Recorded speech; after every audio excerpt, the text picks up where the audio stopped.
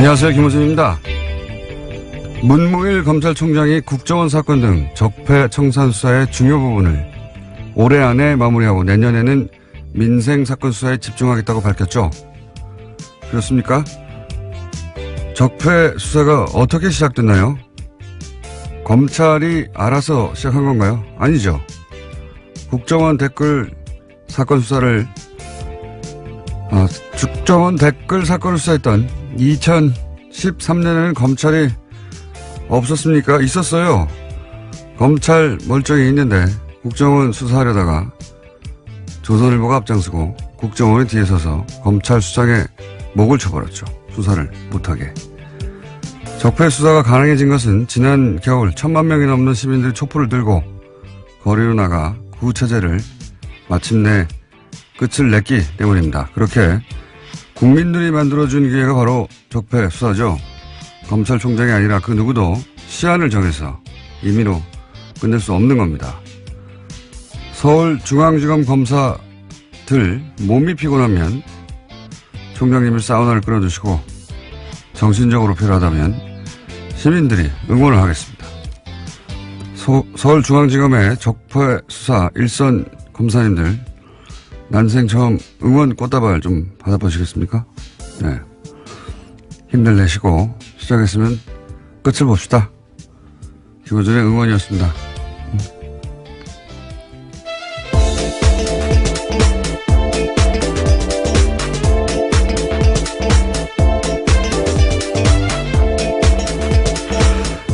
제가 요새 수요일날 다시 새로운 방송을 하나 시작해가지고, 예. 목요일 아침은 다시 혀가 꼬이기 시작했어요. 평상시에 더 꼬이는데. 자, 예, 김은지입니다. 제가 소개해드리려고 했는데. 네. 잊어버릴 줄 알고. 네, 혹시 그러신 줄 알고요. 그럴 가능성이 매우 높은 목요일 아침이었는데. 네. 눈치 빠르시게. 김은지 기자, 예. 첫 번째 뉴스는 뭡니까? 네, 어제 적폐청산 수사를 올해 안에 끝내겠다라는 문무일 검찰총장의 발언 전해드린 바가 있는데요. 이에 대해서 청와대가 부정적인 입장을 내었습니다. 청와대 핵심 관계자에 따르면 물리적으로 연내 수사 종료는 가능하지 않다라는 건데요. 여러 가지 흐름상 피의자 소환도 이루어지지 않은 채 마무리할 수 없다라는 겁니다. 그러면서 이 관계자는 검찰 수사에 속도를 내겠다는 뜻으로 문무일 총장의 발언을 받아들이겠다라고 밝히고 있는데요. 문 총장 발언을 빌미로 일각에서 쏟아내는 적폐청산 조기 종료 요구에 대해서 선을 그은 겁니다. 보수 매체는 뭐 신났어요, 이제. 역시, 필요하지 않느냐. 근데 청와대에서 여기서 이제, 연내 종료 불가능하다고, 청와대 입장을 냈는데, 이제 두 가지를 알 수 있죠. 이게 이제 청와대와 조율되지 않은 발언이었다는 것과, 그리고 애초에 청와대가 함용하는 수사가 아니었다는 것, 두 가지 동시에 드러난 셈입니다. 검찰총장이 청와대하고는 다른 입장을 내는 경우가 드문 일이거든요. 엄청나게. 예. 검찰총장 관두기 직전에 보통 그런 일이 있긴 합니다. 근데, 그런 걸 알 수 있고요. 제가 이제 이 사건, 이것도 일종의 사건이죠. 저희가 그래서, 오늘 2부 잠시 후에 적폐청산위원장, 박범계 위원장과 인터뷰가 예정돼 있긴 한데, 이거를 이제 전직 최고위급 검찰 간부는 이 사안을 어떻게 보느냐 궁금해서 제가 전화로 물어봤어요. 이제 워딩을 그대로 전하면 수사는 생물이다. 네. 네, 굉장히 유명한 말이죠. 검사들 사이에서는. 수사는 생물이다. 무슨 뜻이냐면 시작하면은 어디로 갈지 모른다. 네. 그러면서 이런 얘기를 덧붙였어요. 특히 정권 차원에서 이루어진 범죄는 정권이 직접 나선 일이기 때문에 그 범죄 정도를 알 수가 없고, 미리. 어디로, 시작하면 생물처럼 어디로 뻗어나갈지 알 수가 없다. 근데 이걸 시한을 정하면 그 생물을 죽이는 거다. 굉장히 와닿는 표현이었는데, 그렇게 얘기를 했고요. 어쨌든, 이 검찰 고위 간부들에게는, 질책, 감시, 그렇게 하면 안 된다. 표현하지만, 수사는 결국 일선 검사들이 하는 거거든요. 저는 이제 문무일 총장 발언 가지고 이제 여러 가지 논란이 있는 걸 보고서 일선 검사들이 맥이 빠지겠다. 네, 이런 생각이 들었어요. 그 특검 할 때, 왜 특검 사무실 앞에 전국에서 시민들이 이제 꽃다발 보내줘서 그 앞에 예, 그랬죠. 가득 차 있었잖아요. 그게 굉장히 큰 응원이 됐다고 해요. 그래서 뭐 검찰총장에 대해서는 뭐 이런 견제와 감시가 필요하겠지만 일선 검사들에겐 바카스를 보내줄 때가 아닌가. 꽃다발이나. 그래서 저는 이제 오늘 방송 끝나고 꽃다발 하나 보여줄까. 예. 검찰들이 저를 좋아할 리는 없는데요. 하도 욕을 네, 많이 꽃다발은 하고 좋아할 수도 있죠. 예. 예. 이름을 안 붙일 뻔 하는 생각도 있습니다. 응원이 필요할 때다. 오히려 예 그런 생각을 했고요. 자, 다음 뉴스는 뭡니까? 네, 관련된 적폐 의혹들이 계속 나오고 있는데요. 이번에는 2014년 검찰이 서울시 공무원 간첩 조작 사건, 그러니까 유성 사건이라고 불리는데요. 이 사건을 수사할 당시에도 국정원이 수사를 방해했다는 주장이 나왔습니다. 검찰은 압수수색에 대비해서 가짜 사무실을 만들고 허위 서류를 제출했다라는 의혹이 나오고 있는 건데요. 민변이 오늘 해당 제보 내용을 공개하고 진상규명을 촉구할 기자회견을 열 예정입니다.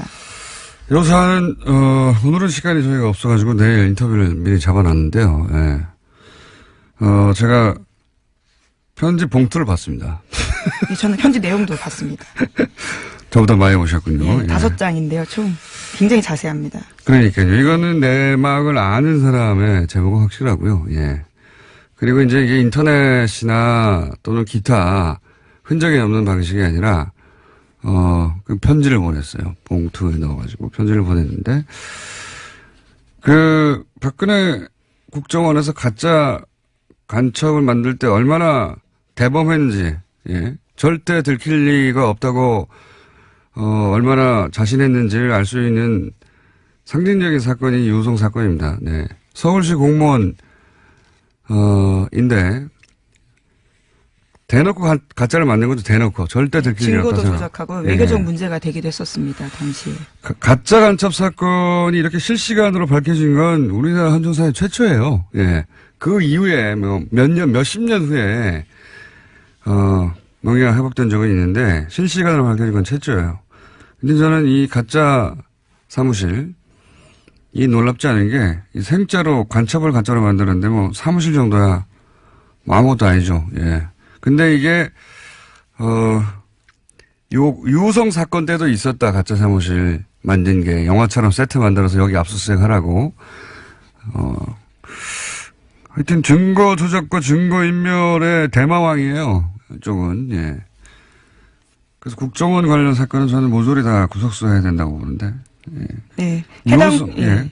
해당 제보자 같은 경우에는 정치호 변호사, 그러니까 최근에 자살한 국정원 변호사 있잖아요. 예. 그 사건을 보고 자기가 용기를 냈다라고 이야기를 하는데요. 거꾸로 또 그 제보는 그래서 이렇게 추적이 어려운, 예. 전통적인 방식 편지로 보내야 되겠구나.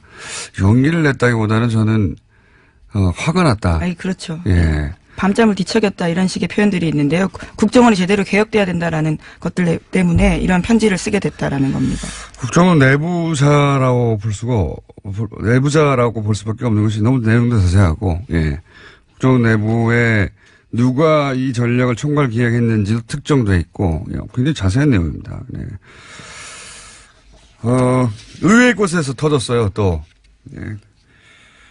자, 그런 사건이 하나 있습니다. 오늘 민변이 기자회견을 한다고 하고 내일 인터뷰가 저희는 예정돼 있습니다. 자, 다음 뉴스는요? 네, 어제 장시호 씨가 1심 선고가 있었습니다. 검찰의 구형보다 센 징역 2년 6개월이 나왔는데요. 곧바로 법정 구속됐습니다. 당초 특검은 장 씨에 대해서는 징역 1년 6개월을 구형한 바가 있는데요. 그보다 더 높게 나온 겁니다. 장 씨가 수사와 재판에 협조한 점은 있긴 하지만 이 사안으로 실질적으로 가장 크게 이익을 본 사람이 장시호 씨라면서 재판부가 이렇게 판단했다라고 밝혔습니다. 검찰은 굉장히 당황했을 겁니다. 왜냐면은 특검 때 장시호 씨로 인해서 밝혀진 게 적지 않단 말이죠. 근데 우리나라에서 법적으로 풀리박이 없잖아요. 양형거래가. 그러니까 죄를 인정하고 협조하면 형을 낮춰주거나 아예 풀어주는 제도가 우리나라에 없단 말이죠.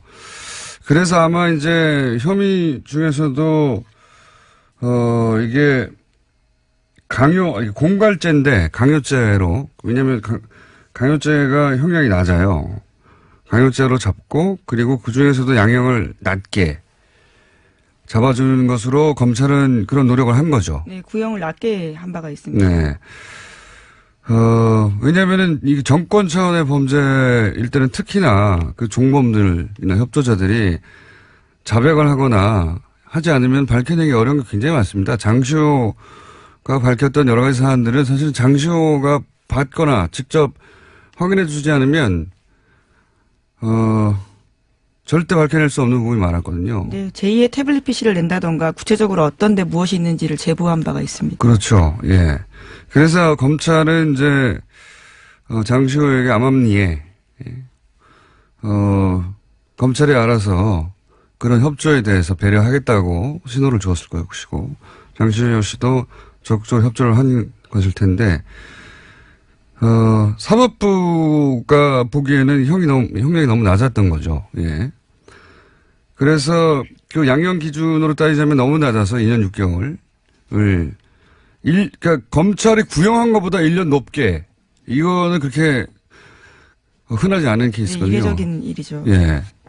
지금 이 적폐 관련해 가지고는 최초의 사례고 그러니까 검찰이 뭐 두 가지로 해석할 수 있어요. 검찰이 그만큼 낮게 구형을 했다라고 볼 수도 있고 그래서 사법부가 보기에는 이게 너무 낮은 거 아닌가 생각할 수도 있고 또 한 가지는 사법부가 의도하지는 않았다고 저는 생각합니다. 이 판결에서. 그런데 결과적으로는 어떤 메시지를 주냐면 검찰 수사 협조에도 별 소용이 없네 이런 메시지를 결과적으로 주게 되는 그런 메시지 효과가 있죠. 예. 예를 들어 삼성 수사 관련해서 검찰에 협조해도 이룰 게 하나도 없다 하는 그런 메시지 효과가 분명히 있습니다.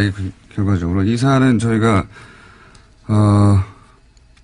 역시 2부에 예, 양지열 변호사가 다룰 텐데 저는 개인적으로 좀 아쉬워요. 그때 자세히 얘기하겠지만 예, 뭐 제가 아쉽다고 판결이 바뀌는 건 아닌데 뭐 물론 2심과 3심이 남아있긴 합니다. 네, 메시지 효과가 예. 그런 게 있는 거죠. 검찰과 그 장시호 씨는 당황했겠죠. 크게. 아마도 장시호 씨는 모르긴 몰라도 뭐 1년의 집행유예 혹은 뭐 1년 6개월의 집행유예 뭐 이런 식의 법정 구속을 예상하지는 않았을 거라고 봐요. 네, 어제 그래서 그 결과가 나온 다음에 재판장한테 그런 호소를 했었습니다. 바로 법정에 구속되지 않도록 해달라고요. 아이를 좀 보고 오겠다라는 취지 이야기도 했었습니다. 전혀 예상을 못한 모습이었던 거죠. 그렇죠. 왜냐하면 본인은 충분히 협조했고 검찰도 그렇게 얘기했을 테고 물론 뭐 판사, 검사 사이에 그런 갈등이 있어요. 예. 그런 양형 조절을 검사가 수사할 때 해주겠다고 피의자한테 얘기하면서 뭔가 얻어내고 사법부는 아니 제도에도 없는 걸 검찰이 마치 있는 것처럼 판결은 사법부 영역이잖아요. 거기에 영향을 주려는 검사의 그런 태도를 싫어하고 그런 오랜 갈등이 있긴 한데 그 얘기는 제가 양면과 하기로 하고요. 자, 다음 뉴스는 뭡니까? 네, 국제올림픽위원회 IOC가 러시아 선수단의 평창 동계올림픽 출전을 금지했습니다. 지난 2014년 소치 동계올림픽에서 국가 차원의 조직적인 금지 약물 복용이 이뤄졌다라는 판단에서 나온 결정인데요. 러시아 선수들은 엄격한 도핑 검사를 통과해야만 러시아 출신 올림픽 선수라는 개인 자격으로 올림픽에 출전할 수 있게 됐습니다. 그렇군요. 예. 러시아에서는 인정하지 않고 있죠. 예, 이 사안을. 네, 그렇죠. 그래서 12일까지요. 개인 자격으로는 아마 출전할지 여부를 결정하겠다라는 입장입니다. 근데 이 고발 자체가 러시아에서 출발된 거예요. 예. 네, 내부 고발이죠, 일종의. 예. 자, 다음 뉴스는 뭡니까? 네, 세계적인 시사주간지 타임이 올해의 인물로 성폭력 고발로 세계를 뒤흔든 여성들을 선정했습니다. 성폭력 고발에 나선 여성들을 통칭해서 침묵을 깬 고발자들이라는 이름을 붙이고 표지 모델로 선정했다고 밝혔는데요. 표지에는 성폭력 고발의 중심에 섰던 배우 애슐리 주드 등이 등장했습니다. 이게 이제 특히 영미권에서 미투 해시태그, 그러니까 나도 그런 일을 당했다, 성폭행. 지금 이 여배우들이 굉장히 유명한 영화 제작자 하비 와인스타인, 예. 네. 그 양반한테 당했던 성추행 사건들을 계속 폭로하고 그러자 나도 당했다고 하는 미투 해시태그 광풍이 불었거든요. 예. 그래서 이게 이제 전 세계로 퍼져나왔어요. 네, 예. 80개국이 넘는 국가에서 해시태그가 회자됐다라고 합니다. 미투. 여기까지 하고 이제 저희의 미니인 리얼미터를 해야 되는데 이 해시태그 얘기하니까 제가 오늘 재밌는 거 하나만 얘기하고 꼭 넘어가야 되겠습니다. 제가 댓글 부대 아직도 운영된다 이야기 여러 번 했거든요. 근데 이제 반신반의 하셨던 분들이 많을 거예요. 제가 오늘은 좀 더 구체적인 증거에 해당되는 정황을 거의 증거라고 봅니다. 말씀드리면 지금 네이버에 가서 오픈, 영어로 오픈, 영어로 쓰지 말고인데 한글로 오픈 열기 네 글자를 검색어에 딱 쳐보세요. 그런 다음에 그 메뉴 중에 실시간 검색이라는 메뉴가 있습니다. 네이버에. 트위터 같은 거 검색하는. 오픈 열기라고 치고 실시간 검색을 탁 클릭하면 각종 기사에 달린 댓글들 중에 오픈 열기, 옵션, 죄송합니다. 오픈 열기가 아니라 옵션 열기예요. 옵션. 예. 옵션 열기라는 단어가 포함된 댓글들이 주르륵 나옵니다. 이건 해시태그가 아니라 갑자기 왜 옵션 열기라고 하느냐. 이게 전부 다 댓글 부대가 쓴 댓글이에요. 댓글을 달 때 위에서 지시를 받아서 그걸 자기 아이디로 카피를 해서 댓글을 달았는데 거기 맨 앞에 옵션 열기라고 하는 내용과 상관없는 메뉴가 있는데 그걸 카피해서 갖다 붙여버린 거예요. 무슨 얘기인지 아시겠죠?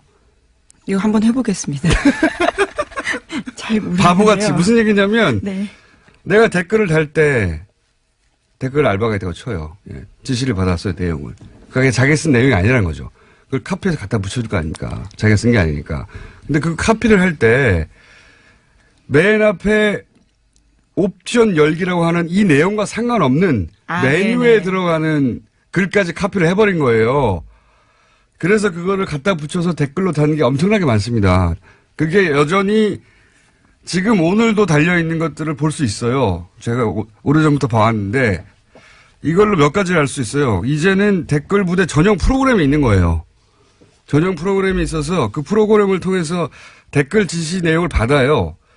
그런데 이제 그거를 카피 앤 페이스트 할 때 이렇게 마우스나 뭐로 손으로 쭉 긁어서 붙일 거 아닙니까? 그때 맨 앞에 있는 옵션 열기라고 하는 메뉴까지 촥 카피해서 붙이는 경우가 왕왕 일어나는 거죠. 기계적으로 알바를 하다가 결과적으로 이제 그런 실수가 드러나게 된 거죠. 그런 거죠. 그러니까 프로그램이 있다, 이제는. 이 댓글 부대에 지령을 내리는 프로그램이 있다.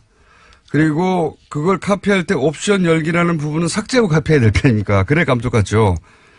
그런데 컴퓨터에 그만큼 익숙하지 않아서 고연령대 노년층일 가능성이 높은 거죠. 그것까지 카피해버린 거예요. 재밌죠? 예.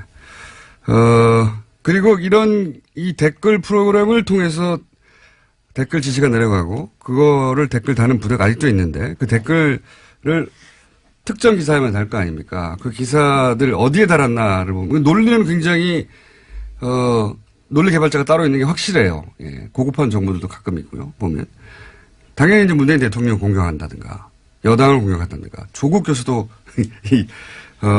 타겟이 자주 됩니다. 뭐 최근 같은 경우에는 이제 낚싯배 사고를 났는데 세월호하고 비교해서 공격해요. 세월호 그렇게 뭐라고 하더니 니들은 뭐 다르냐. 그리고 이제 김국종 교수. 이국종 교수. 죄송합니다. 이국종 교수를 높이면서 김종대 의원을 공격하고 여기에 저도 가끔 포함돼요. 저는 김종대 의원을 옹호한 적이 없는데 어쨌든. 그리고 조국 민정수석도 자주 등장하고요. 지금 당장 해보시면, 왜냐면 제가 이제 방송에서 이 말을 했기 때문에 이제 지워버릴 거예요. 근데 지금 당장 해보시면 실시간으로 주르륵 나옵니다. 예. 댓글 알바 있다. 댓글 무대 있고요. 이거 누가 시키고 누구 돈으로 하는 건지, 주요한 적폐 수사 끝나면 이거 수사 들어가야 된다고 봅니다. 여전히 돌아가고 있어요. 댓글 알바들. 오늘 여기까지 해야 되겠습니다. 네, 수상 소식도 하나 전해드리려고 했는데요. 수상 소식이요? 네, 민주언론시민연합에서 민주시민언론상 본상 수상자로 김어준 공장장이 선정됐다고 합니다. 예, 아주 짧게 말씀드리겠습니다. 중요한 뉴스네요. 예. 축하드립니다. 언론상을 제가 수상하게 됐다. 자, 시사인의 김은지였습니다. 감사합니다. 네, 바로 이어서 권순정 리얼미터 조사 분석 실장님 나오셨습니다. 그것마저 알려주마. 자, 이건 이제 유일하게 저희가 주 중반에 하는 조사입니다. 네. 대부분 주 초반 혹은 주 말에 하거든요. 자, 한번 쭉 읊어보시죠. 네, 이번에는 정당부터 먼저 소개를 해드릴게요. 네. 네. 2018년도 예산안이 통과됐지 않습니까? 네. 요번에 국민의당하고 바른정당이 최근에 계속 하락세를 겪고 있었는데, 네.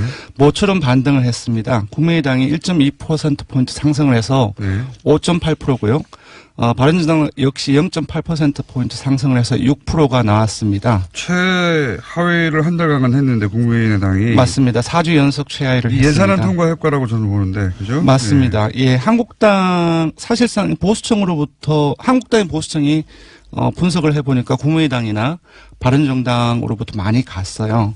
그래서 정당으로서 자유한국당이 이번 예상 과정에서 크게 역할을 못하고 반면 국민의당 같은 경우는 일종의 그 정당으로서 효능감을 그 자유한국당에 실망한 그 지지층으로에게 좀 주는 과정에서 저도 오늘 예 말이 주는 새는데. 과정에서 좀 그쪽으로 이탈하는 과정에서 국민의당이 상승하지 않았나 싶습니다. 바른정당도 비슷합니다.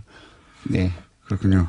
국민의당이 거의 주중에 한 6%대까지 오르지 않았나요? 맞습니다. 주중에 예산안이 통과됐던 날 당일 6일이죠. 네. 예, 6.2%포인트까지 올랐습니다. 그러니까 국민의당이 사실은 그 정부와 계속 각을 세우는데 그때마다 떨어져요. 거꾸로. 예. 맞습니다. 협조를 할 때 올라가는데 왜 뭐 이건 제가 박지원 대표가 오늘 나온 날이기 때문에. 제가 오래전에 기억나세요? 네. 안철수 대표가 좀 협조를 하는 과정 속에서 지지율을 끌어올릴 수 있지 않겠느냐라고 당연히 얘기를 했을 때 네. 공장장님은 네. 그건 절대 안 그럴 것이다. 그거는 지지율이 안 오른다는 얘기가 아니라 안철수 대표가 협조를 안 할 거라는 얘기였어요. 당연히 지금은 대세가 지금 네네. 현 정부 초기잖아요. 네네. 현 정부가 하는 일들을 도움을 주면 지지율 오히려 올라갑니다. 네. 처음으로 국민의당이 그 지지율 상승 효과를 누리고 있고요. 예, 사실상 이번 그 틈을 잘 이용을 한 것 같아요. 국민의당이. 네. 반면 자유한국당 같은 경우도 사실상 오르기는 올랐지만 제가 봤을 때는 사실상 패배자가 아닌가 싶거든요. 예산안 통과되고 나선 떨어졌죠. 예, 0.7%, 이번 주중 집계에서는 0.7%포인트 상승을 해서 18.3%인데 예산안이 통과됐을 때는 17.4%이고요. 그렇겠죠. 그 사실상 논란이 많이 된 과정 속에서 한국당이 이것보다는 조금 더 많이 올라야 되는데 보수층이 한 5%포인트를 이탈을 했습니다. 오히려. 예, 오히려. 이 이탈한 층이 아까 말씀드린 것처럼 국민의당하고 바른정당하고 거의 다 간 것이죠. 네.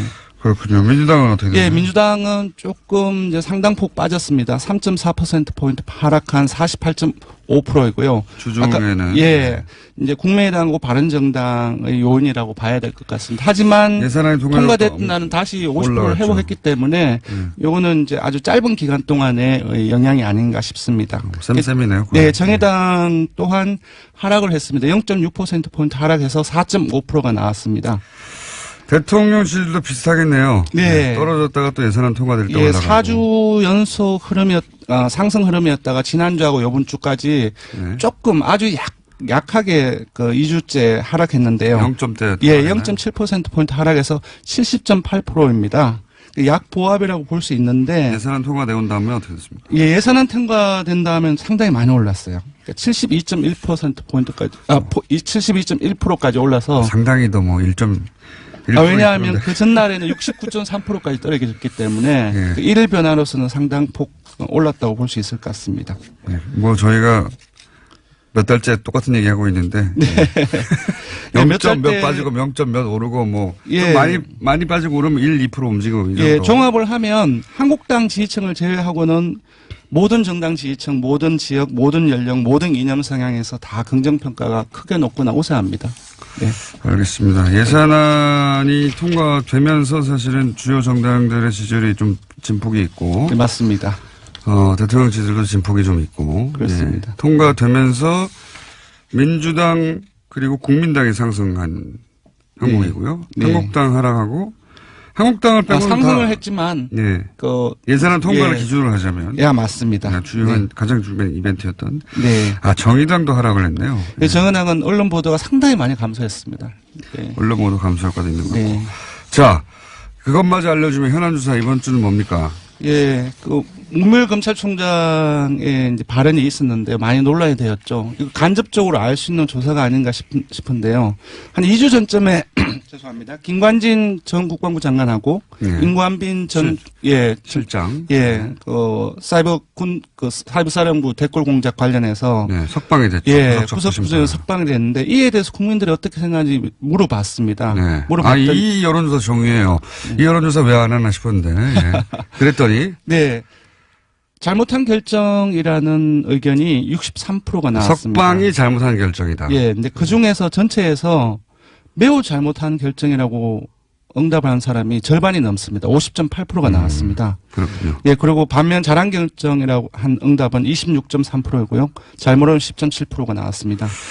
대부분의 지역 개청에서 잘못한 결정이라는 것이 대다수 응답이었고요. TK, PK는 어떻습니까?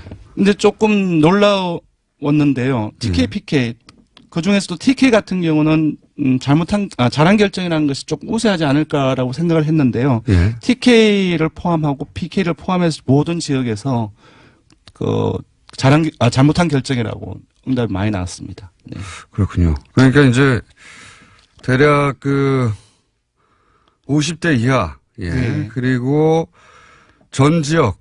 그렇습니다. 전 지역입니다. 그리고 국민의당, 민주당, 정의당, 이런 정당 지지자들을 다 포함해서 잘못된 결정이라는 게 대다수다. 맞습니다. 60% 이상이고, 잘했다고 하는 걸 그러면 60대 이상, 보수층, 자유한국당 지지층, 이렇게. 핵심적인 이제 보수 성향이라고 할 수 있겠죠. 60대 이상, 보수층, 자유한국당 지지층에서는 잘한 결정이라는 것이 대다수입니다. 그러니까 이 26%가 사실은 보수 정당이 노려할 타겟층이 됐는데. 이 정치 지형이 굉장히 바뀌었어요, 실제. 맞습니다. 이런 사안도 봐도. 많이 바뀌었습니다. 석방 잘못했다고 합니다. 알려드리고요. 국민 여론은. 조사 기회 알려주십시오. 이번 주중조사는 TBS 의뢰로 이번 주 월요일부터 수요일까지 전국 19세 이상 성인 1,516명을 대상으로 했고요. 유무선 전화 면접과 자동응답 방식으로 실시했고, 표본 오차는 95% 실수준 플러스 마이너스 2.5%포인트, 응답률은 5.3%였습니다. 현안 조사는 TBS 뉴스공장 의뢰로 어제 하루 동안 실시했습니다. 성인 510명을 대상으로 했고 표본 오차는 플러스 마이너스 4.3%포인트입니다. 권순정 조사분석실장도 오늘 발음이 많이 틀렸네요.